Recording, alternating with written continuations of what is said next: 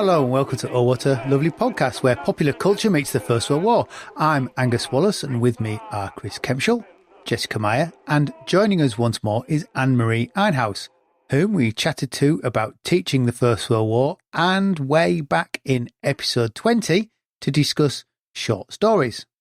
Over the summer, we've been reading WarTime In Our Street by J.E. Buckhouse. First published in 1917, it's a collection of short stories set in a fictional Yorkshire village, I think somewhere near Knaresborough. WarTime In Our Street captures the everyday resilience, humour and quiet heroism of ordinary folk facing wartime hardships, from defiant chapel services during air raid blackouts, village spies, and tender romances amid the shadow of the trenches. With a folksy charm, each tale touches on the war, showing how ordinary people become part of the wider war effort. They capture the everyday struggles and quiet courage of women and families on the home front. J.E. Buckhouse was the pen name of Annie Edith Jameson, an English writer born in Hull in 1868 and educated in Dresden. Over her career, she produced more than 40 novels, often exploring domestic life, family tensions and class divides, all with an undercurrent of gentle humour.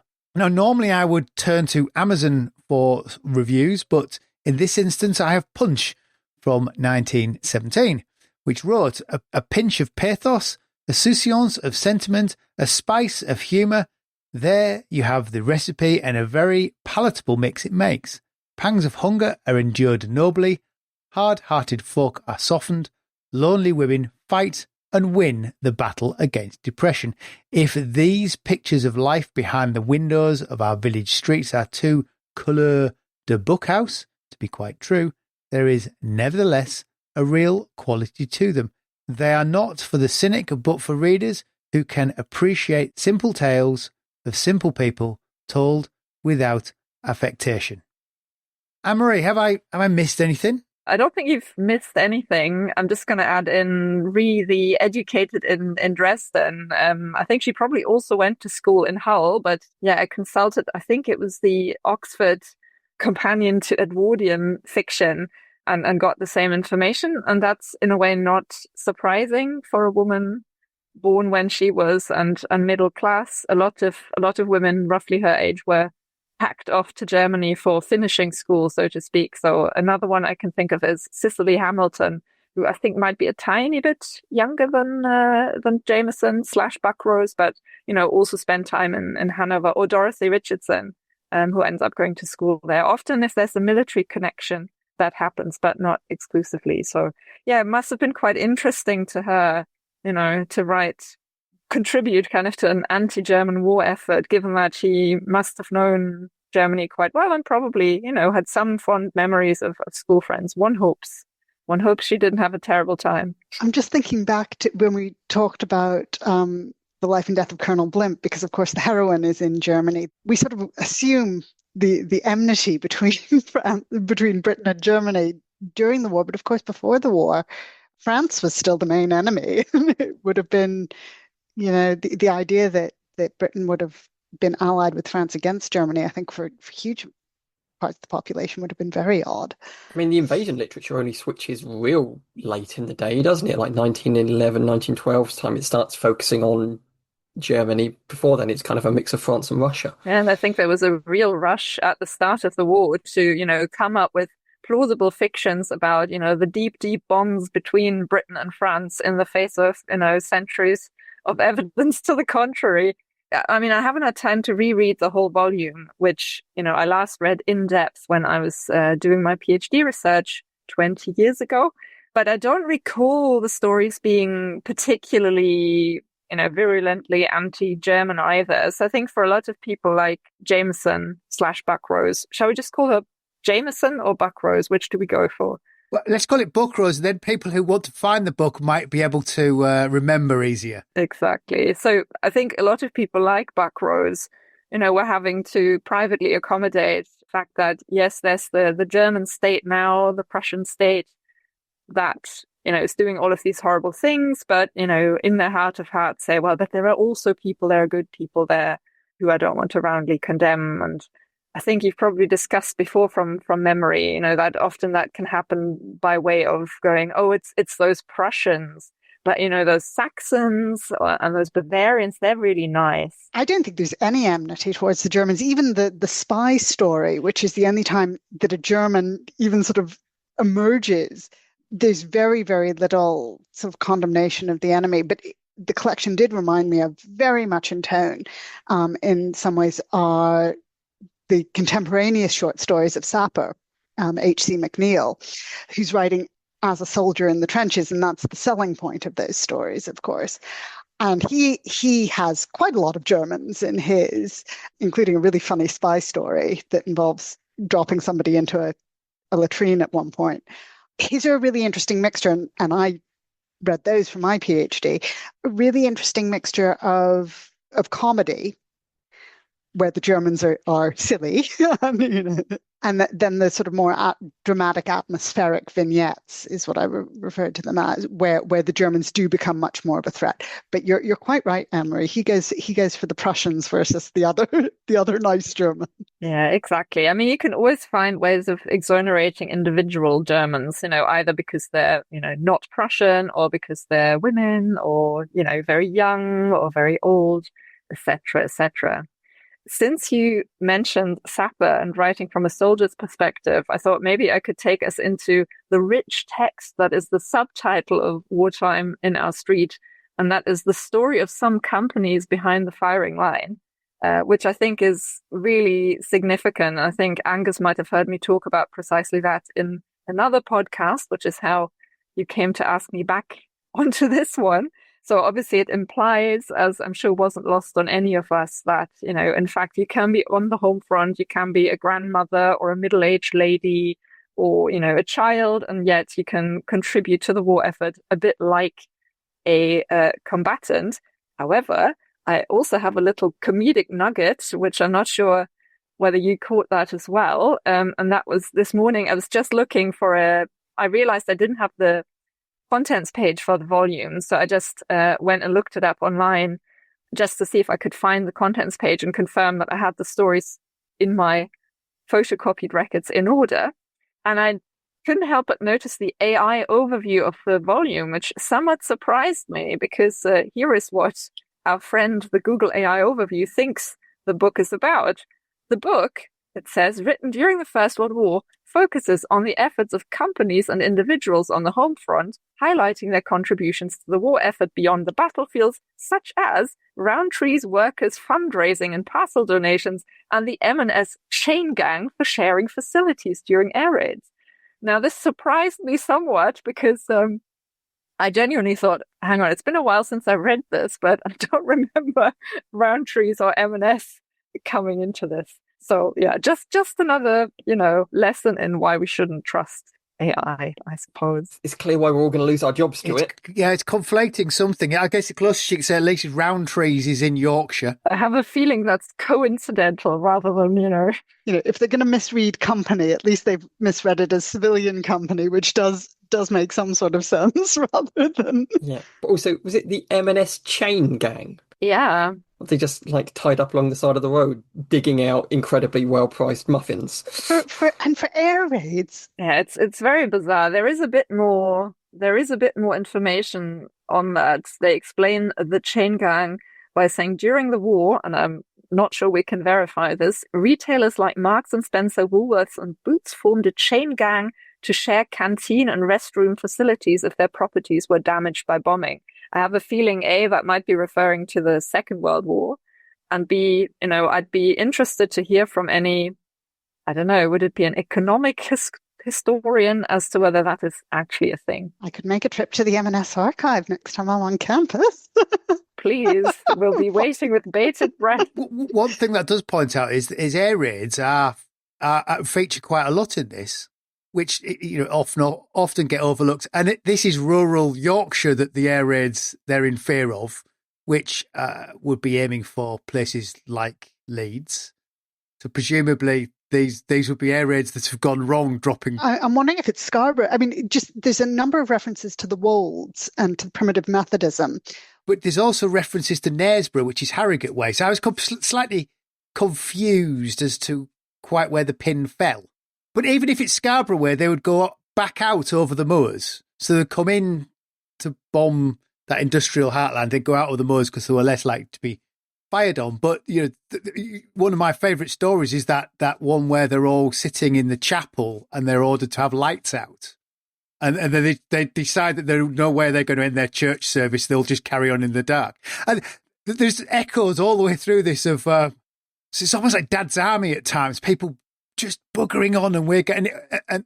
And the comedy in it is kind of that heartfelt comedy that comes through, that people are really doing their best. They're putting their bit in, and you can't really fault them. And sometimes it's misplaced, but they're trying. I'm not sure it's even comedy. It's sentimentality is what it is. It's wildly sentimental. There's the section about the spy where they're frightfully worried that the baker's a spy because they haven't seen him. Yeah, and he's dyeing his hair, and he's embarrassed. So that he can enlist.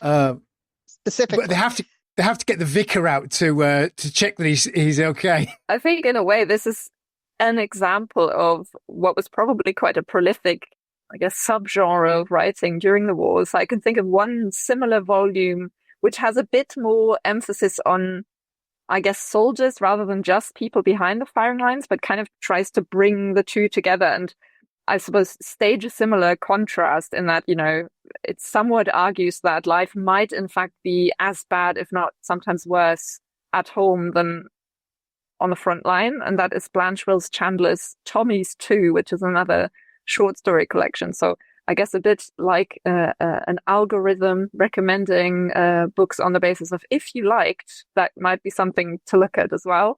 So there's one story that I was just pulling up my notes, my PhD notes, from called In Reply, which is a sort of exchange of letters between a soldier and his wife Maisie at home. And it's basically just told through the letters, where the husband basically, keeps telling her that everything is fairly quiet, and, he's describing the food, the billets he's staying in, the weather, whereas she can tell him all about, Zeppelin raids, again, air raids, destroyed houses, hysterical neighbors she's had to calm down and help to get dressed and take shelter.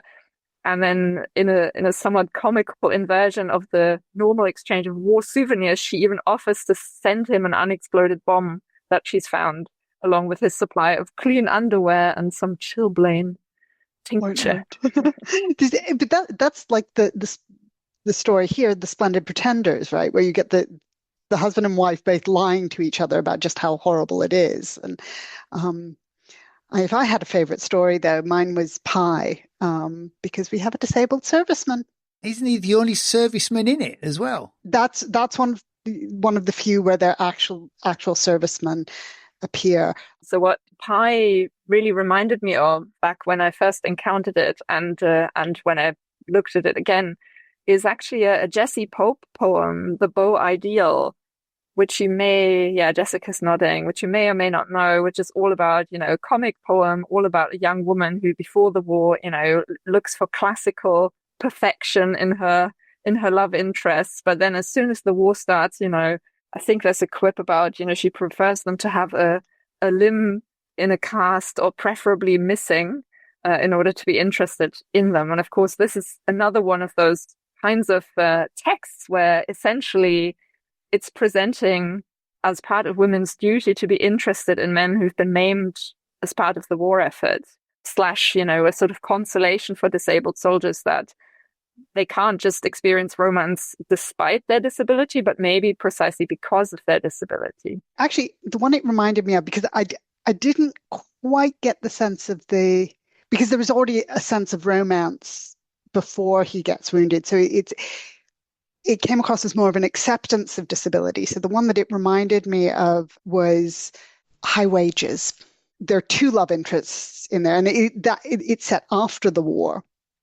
And there are two love interests, both of them ex-servicemen, one of whom is missing an arm, neither of whom end up with the girl, because the whole point of the novel is that she goes off to become an independent shopkeeper on her own and turns them both down. But one of them is missing an arm, and there's a lovely little scene in a restaurant where he orders the same food as either her or his love rival, I can't remember, and then realizes he can't cut it up because he doesn't have his right arm. And she simply cuts it up for him, and it's sort of one sentence, and that's it. That's sort of the most that's ever made of the fact that he can no longer feed himself. He can still work. He's a journalist, so he can work with only one arm, but he is clearly disabled. And it was that sort of just of acceptance. Yeah, that's what life is going to be like now for this man. And he is going to need help from someone, in this case a woman, to do this. But it's not presented as mothering, and it's not really presented in that reparative sense that I think you were pointing to, Anne-Marie. What is interesting is the tone of the novel as a whole is much less sentimental and much more sort of realistic and character driven. And I think I find there's a real distinction in the quality of the literature between the war and the post-war period, but writing very similar stories, interestingly enough. Although, again, I haven't had a chance to reread the story, but isn't there actually, it's interesting that you just said, it's not portrayed as mothering the man missing an arm. Isn't there a line in this story where he kind of almost tries to fend her off again when he comes back and gets his wish, and he says, "I don't want mothering," and she says, "Well, that's not what it is," essentially. She finishes by saying, "Every time I look at you, I shall think that you and I are one, Jim, and that I give my right hand for England." Yeah. So I suppose there is that sort of reparative sense to that bit. So the story is Florrie feeds some of the soldiers pies, and Jim goes off to war, not daring asking her to step out with him because he feels himself financially not capable of doing that. Is this the financial one, or is he? I don't. Did he come back 6 months later and then he says, "Well, war's taught me to take risks." No, that's the lovers. That's is that the lovers? One. Oh, I've got the wrong one. So he returns anyway, doesn't he, for some more pie? But he said he's lost his hand, and he confesses his love. The good thing is you only need one hand to eat pie. So what I found interesting about, and it's more kind of a thing about my reception of it, and it's probably because I was kind of thinking along similar lines with some other stuff, is that what both you, Jessica, and Marie have been saying about the kind of the sentimentality that's infused in the text is that, to my mind, it doesn't actually take a dramatic tone shift to move this into something that's more akin to folk horror, because there's a slightly odd element to some of these stories. Chanting in the dark, there's a possible spy, there's a man with one hand, there's this weird kind of internal folk world that they live in, this kind of bubble that obviously the war is going on outside. Are you thinking the League of Gentlemen could play this out as quite horrific? Yeah, it could shift into the League of Gentlemen. That there is that slightly kind of, the sentimentality takes away some of the unsettling element of it, but it's still kind of in there just underneath the surface of it, that you could shift this into being a very odd reading experience without needing to do too much to it. And that's certainly an element that, when I talk about the atmospheric vignettes, they could go either way, and you're left with this slight sense of unease and danger. But it's not as graphic as we expect our war novels to be today.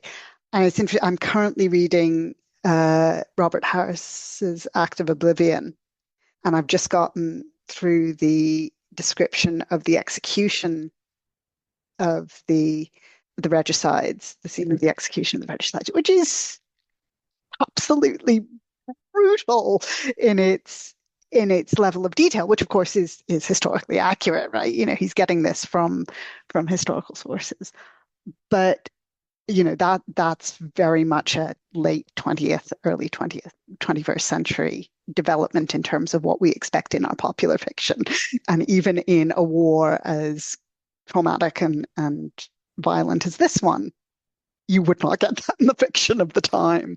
Because I came to this cold, I hadn't read it, I hadn't encountered it before, and for that first one with Lights Out, it's like, people walking through, there's a blackout, and there's the chanting in the church, and then there's the one about the spy, and there's, it's a locked door, and there's somebody making growling noises behind it. It could easily turn into a kind of a gothic thing with it, but it never does, because that's not what it is.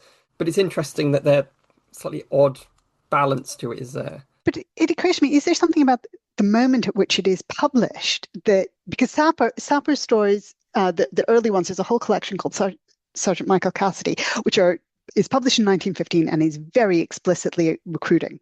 It is a piece of recruiting propaganda. And that's fairly obvious to any reader, certainly any reader with any sense of the history. Is there something about the moment of publication of this, about morale boosting, that this is a point where morale needs boosting? So we need these stories of cheerful villagers carrying on and falling in love and making do and mending. Because this is 1917, isn't it, that it's published? There's a lot of strikes in 1917. The Home Front's not having a great time. And I guess also, it does address the worsening food situation. It also, sprinkles in that sort of spiritual undertone, whether that's in Lights Out, carrying on in the church with the service, or I think it's, which story is that? The parcel where she insists her son's still alive. The parcel, yeah, basically, just sort of her grandmother showing her faith that her son is still alive somewhere, her grandson rather is still alive somewhere. And that, I think, speaks to some other texts I could think of, and I'm sure you could think of, round about that time, even to the trend towards spiritualism and trying a seance to talk to whoever's passed away on the front line. Although the focus, I was really interested in that focus on primitive Methodism. In The Spy, there's that funny line about primitive Methodists being willing to turn to the established church in moments of crisis, or letting the established church take the burden of actually finding out what on earth is going on in this man's house. Primitive Methodism, it isn't that common in England. So I'm wondering, it's really quite regionally specific.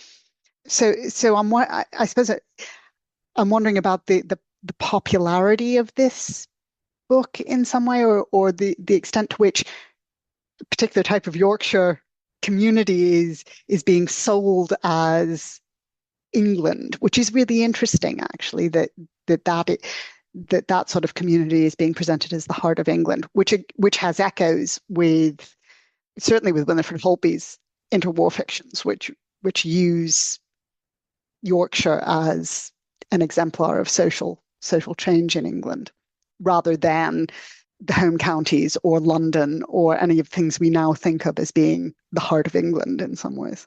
And they do write the local voice in the vernacular, which always slightly irks me. But it's there, isn't it? When they But that's absolutely traditional. That's the way everybody wrote at the time. I know, but they still do it now. It really, you don't have to write it like everybody talks like Sean Bean. Just write it normally, so we don't have to interpret what's been said. One thing which kind of goes with your thought there, Jessica. One thing that I'm wondering about, and I don't have the answer to because I haven't actually gone and read any of her other stuff, but she has a few titles that indicate that perhaps she is revisiting the same fictional community and some of the same characters as in her pre-war work. So Down Our Street, a provincial comedy in 1911, that could be potentially the same street that she's talking about in Wartime in Our Street. So I guess she's maybe capitalizing on pre-war popularity, and clearly she kept being, contracted for another one of those volumes. So they must have sold reasonably. And interestingly, you get a contemporary parallel with someone like Kate Atkinson, who, she started behind the scenes museum is set in York, and then she keeps coming back to Yorkshire in all her different fictions in all sorts of interesting ways, including in Shrines of Gaiety, her interwar set novel, where two of the characters come from Yorkshire.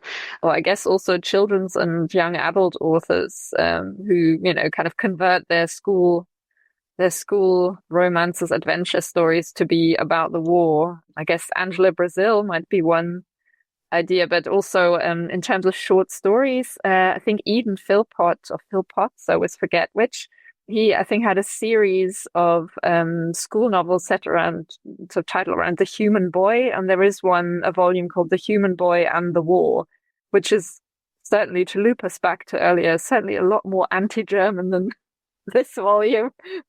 featuring a horrid German student who, much like Angela Brazil, actually. Possibly we need to do another children's literature episode at some point. Oh my goodness, the ending of Angela Brazil's, I forget what it's called now, her wartime novel, but yeah, just a comedy gold to us. Slightly horrifying, really. One angle I wanted to talk about a bit with this particular book is, and that's why I went and looked up the contents page just to make sure I had the order right. I think to me it also fits very much into those anxieties around superfluous women, or surplus women, which predate the First World War, but are really brought, into sharp relief. And especially that's an issue for middle-aged and older women, especially the ones who don't have any relatives at the front, any close relatives at the front. So I mentioned Jessie Pope as a comparison earlier. I think this is another similar case. And I was delighted in a way to see that the very first story in the volume, in sentence 2, we start with 2 middle-aged women. So in a way, it firmly aligns itself with middle-aged women, older women, as significant players, I suppose, in the companies behind the firing line. I think we've noted already, yeah. And we end with another older woman who cannot go out and be a VAD. She's clearly bedbound. She's an invalid. And we only have, as we said, I think only 2 stories where the main protagonists are, young men of military age. The rest of the stories are about older people, children, men who wish they were of military age but are not. The story with the little boy. I think that's the captain. The captain or the splendid. The captain, yeah. Which I loved that intergenerational relationship between the boy and the grandfather, which, thinking in terms of learned masculinity and generational transmission, and I'm pretty sure the grandfather must have been served in the Boer War, or is imagined as having served in the Boer War, based on his knowledge of the military and of transport, food transport. Which it was just okay. So the pie is a favorite because of the disabled ex-serviceman, but I did like the captain as well, very much. Shouldn't be long till this gets turned into a Netflix series. I wonder how much of this is a self-mobilized sort of national narrative that's been created in 1917 that we're all stoically. I think it's already been created because, a lot of it is Sapper does some very similar things in his early stories. It's that this is who we are as the British. But I think if you look at the Second World War, this will be coming out of some propaganda unit, rather than actually being sort of self-motivated. It's almost like this is, and presumably there's a certain truth in it, because otherwise people would laugh at it and just not bother with it. So this is how people must have perceived themselves, or helped them fit into their expectations of where they sat within the war effort. Otherwise, it wouldn't have sold. And if they're not selling, the books aren't getting published. Do we I know it's really difficult to get a sense of how much anything sell, but do you have a sense what sort of circulation these would have had? No, unfortunately not. That's just not something I particularly looked into. And did Buckrose publish in magazines or newspapers? I think she published at least again, not something I followed up at the time. That's sort of the peril of doing a PhD on lots and lots of different writers. You don't have time to devote lots of time to each one of them. But I think she wrote for Good Housekeeping. So it's possible that there are some of her stories. It's almost certain that some of her stories will have appeared in magazines as well. I didn't come across any of hers when I looked through the strands for this time period, but she might have been writing specifically for a female audience, and if she had the kind of relationship implied in the dictionary entry for her with Good Housekeeping, then probably, I guess, much like Sapper with the Daily Mail, that's where the majority of her work would have gone. Or indeed to a local news, she might have done something for the local newspaper. For sales stuff, that feels like we need to shine like the Andrew Frayne signal in the sky and have him descend down with information for us. Exactly. I'm sure this volume is included in his tally of wartime publications. God, wouldn't it be mortifying if we asked him and it wasn't? And then he's got to go back and he's got to add it in. It's like that episode of Blackadder with the dictionary. Actually, come to think of it, I think maybe they started their project because that's kind of the point after the war. So it might not be, it might have slipped the net. It could be on the Oxford Reading Project, which I know has a section on what people read during the war. And I'm still always amused by that one, that Daddy Longlegs, which is a very sentimental children's novel from the late 1880s. It was one of the most popular books among servicemen. Don't ask me why. Looking at popularity, my copy is an ex-library copy. It was taken out 5 times. The last time was in 1922. And then it was sold in November 1979. So it had a very limited period where it was taken out not very often for 2 years. And it was just sat on a shelf untouched. I mean, I'm amazed that after 1918, anyone touched it at all, to be honest. Like, why would you read this? I mean, the writing isn't as bad as some of the stuff that no doubt we've all read. It's sentimental, but it's not cloying, I would say. But yeah, I mean, I personally don't see why anyone would want to still read this after the war is done. If better stuff than this got ignored. But yeah. Human beings, a mystery. As I say, the writing isn't only not as bad as some of the stuff I've read. It's not necessarily as bad as some of the stuff I've wrote. I think it's quite fun. I enjoyed. I enjoyed the humour. A lot of the humour in it. It was certainly an easier read than some of the things I've tried to slog through for this podcast. Yeah, it was. I blew through this yesterday afternoon in no time. Yeah, even down to the parcel where Mr. and Mrs. Dunn are arguing about what to put in the parcel for their grandson and whether it should include spring onions when the postmaster arrives to say, your grandson's killed. There's sort of a certain humour to a lot of that, even right up until the end when Mrs. Dunn said, oh, he's still alive, and Grandad saying, no, he's not, love, but we'll just let her get on with believing he's still alive. And they're lovely little stories. And they're not long, so they don't grate because they're quite short, and you move on to whatever the next vignette and oddity is that she's somehow managed to, because they have very peculiar oddity sort of. Yeah, again, even with that story, you have a moment again where it suggests that it's going to lurch into something kind of like a higher kind of friction drama, because the grandfather throws the onions onto the fire as this kind of argument begins, and then it's fine. She just wanders out and gets some more, and like all of the tension gets diffused immediately. But there's also, I mean, there's a couple where it feels like there's in-jokes, and I don't know whether that's, from the distance of a century, we don't understand the nuance, or whether it's just something that's so true of these particular regional communities. And I'm thinking of War Economy, where the protest that the spinster makes to the lady lecturer, it's not entirely clear to me how what she says would have been received, or the precise. There's a deeper meaning to what she says than the actual words on the page, which clearly would have been understood by the reader at the time, but is missing.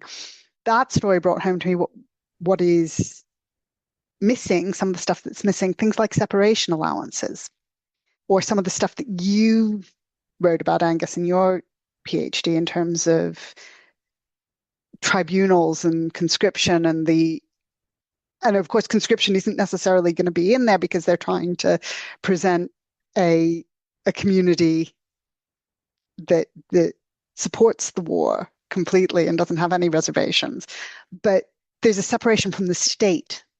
This is about a self-motivating community rather than one where the state has to provide inducement or support or any sort of motivation. I think I bumped into this because I was trying to, when looking at the tribune rules, I was trying to find ways to describe how people supported the war but didn't necessarily agree to their conscription, or at least their conscription at that point. And this book sort of seems to sum up a lot of that. There is sort of widespread acceptance for the war. We're going to bugger on through it, but we don't have to accept it always as it faces us. So lights out, we accept the war, but we're going to carry on in our own manner. And I never really got it worked into my thesis.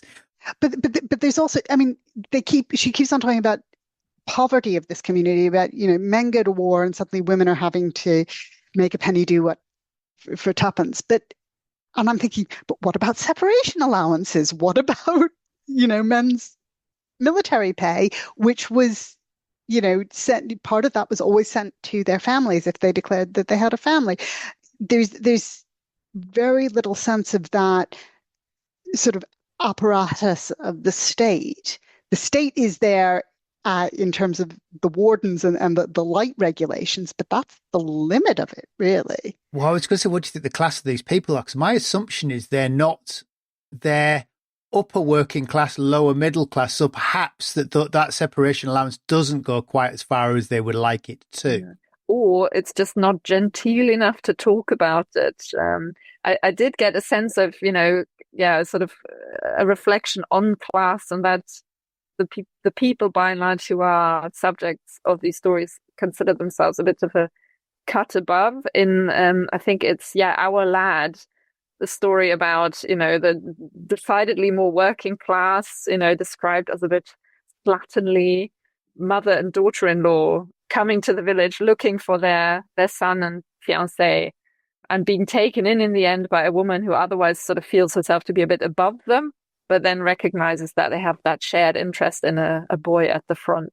And one of the old guard, there's the servant who leaves the dinner for the protagonist, the old lady, particularly in The Splendid Pretenders, and to a certain extent in War Economy. Of course, War Economy is, she's a spinster without family, so the separation allowance wouldn't come into it. But The Splendid Pretenders, where there's a wife with a child who's clearly struggling financially, I'm thinking, but it can't have been that much of a loss of income. I mean, it sounds like a huge step down in income in some ways, in the way it's described. Yeah, I don't know. Perhaps talking about the separation allowance being insufficient would have been seen implicitly as a criticism of the state. Yeah, just as talking about conscription would have been a criticism of the levels of consent, that that men had to be conscripted into the army, that they weren't volunteering, that they didn't have this, they weren't mobilized to the war effort, even with reservations, that it was just that had to be conscripted. That would be an implicit criticism of their loyalty and their Britishness in this sense. Just maybe to bring us back to the question of who read these, who bought these, and who read these, I wanted to give a quick shout out to what I think is maybe the oddest story in the volume, and that is The Widow and the Specials, which I feel taps into a sort of type of story that I came across a few times in my PhD research, and that is the sort of comedy middle-aged romance, or comedy romance in older life, which has an element of seriousness as well, of course. But, this idea of the widow sort of picking her beau out of two anxious middle-aged men, who try to tell her off for not following blackout, and then sees one of them climbing up to ensure her window is shut as an act of heroism, and so bestows her favor upon him. Did anybody else have visions of Wallace and Gromit in that one? Potentially. I did not, but I can see why. Yeah, so I feel, the fact that sort of, love interests in at a more mature age, that's included in the collection. I wonder whether that's a hint that the expected audience for this was a bit older, potentially.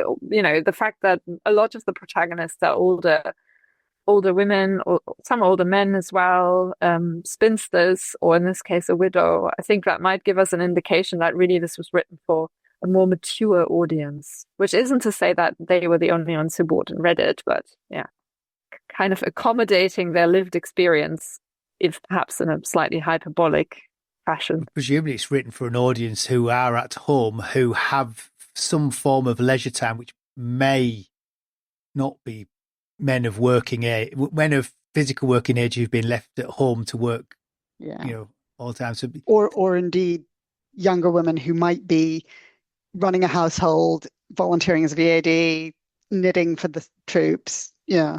So the people it features are the people who it's aimed for. Because actually, no, there is young women in it. There's no babies or anything like that. Yeah. No, there's some quite young children. I made a note. It's a bit like The Archers, a story of everyday folk. Yes. Which you can almost see broadcast on a radio show, today would sort of. They had during the centenary, the BBC did their. Was it something like Our War or something like that? Something like that. But yeah, it was really that was one of their most popular centenary productions. Did we all enjoy it? I did enjoy it. Yeah, it was fun. Even with me, my mind half expecting it to turn into some kind of convoluted horror story. It was a lot of fun. And again, as Jessica said, it's like one of the easiest things that we've had to read for this, and probably one of the more enjoyable things we've had to read for this as well. But yeah, good fun. I think the humour sort of still works. As I say, I found it very Dad's Army. I love the fact that you can see the echoes of it. As I say, I definitely got whiffs of Wallace and Gromit, Dad's Army, Kate Atkinson, we've got the Archers. Exactly. It's interesting how things like this, which we can dismiss as very much of their time, but are part of the foundations of our current popular culture today. Yeah, and have held up, better than some stuff, for sure. Does this also mean that Anne-Marie is now our most returned guest for the podcast? I was actually going to say, can I now claim official friend of the podcast status, given that it's my third time on the podcast? Oh, absolutely. I think equal with Mark Connolly, I think, possibly. Well, Mark Connolly, he did Christmas Truce, and We've had Emma twice. Have we had Mark 3 times? Yeah. I don't think we have had Mark 3 times. I know we joke about Christmas with Mark Connolly as an ongoing thing, but I think he's only done it twice. Well, congratulations, Anne-Marie. Which would put you clear out in front. Well, can I book myself in for a Christmas episode about Robert Graves's interesting Christmas Truce short story? Ooh. I don't know if anyone's read it. Yes, you absolutely can. Just doing my best to beat out Mark by remaining the most returned guest. That sounds like our Christmas episode 2025. I think you would really enjoy it. I think actually all the listeners would really enjoy it as well. So also, you have an advantage over Mark in that any given day he's probably at the Salient. So, you're much easier to get hold of. Cannot be said of me. I'm very rarely, if ever. with this much notice, we could even set our listeners some homework and get them to read the short story first. Absolutely. Available, I might add, with no royalties accruing for myself, in the Penguin Book of First World War stories. So do we know what we're talking about next time, Chris? I'm not sure we have quite had a conversation, have we? Not yet. I mean, there's a couple of things. One that got suggested to me on Blue Sky is there's a series that's on YouTube now called Fall of Eagles, which covers the Austro-Hungarian, Russian and German empires. It's a dramatized thing. Patrick Stewart plays Lenin, which immediately makes it sound like it'll be hilarious. And I think like the last 4 or 5 episodes cover the First World War. So that could be a thing. There's obviously the recently announced computer game. And I was thinking, I know, Chris, that there are limits as to what you can say about the computer game specifically, but it might be really interesting to talk about, being a historical consultant and what that means and the problems of that as academics, as well as 100%. the inducements and why we might want to do that. And I'm pretty sure that I could convince the main developer for the game to come on and talk about the shiny game. What's the name of the game, Chris? So people can find it. It's Gallipoli.